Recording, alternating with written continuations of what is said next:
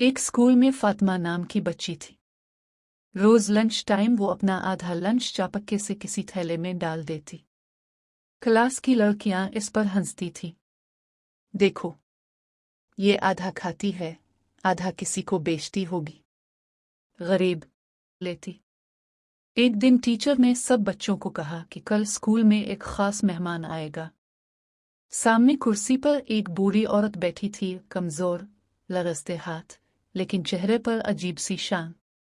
Teacher ने कहा, ये स्कूल के गेट के पास रहती है। 6 माह अपना नाम नहीं बताता।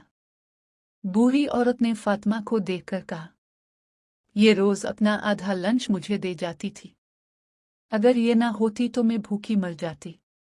पूरा स्कूल खामोश हो गया। जो बच्चे कल तक इस पर हंसते थे, आज इनकी आंखों में शर्मिंदगी और हैरत आ गए।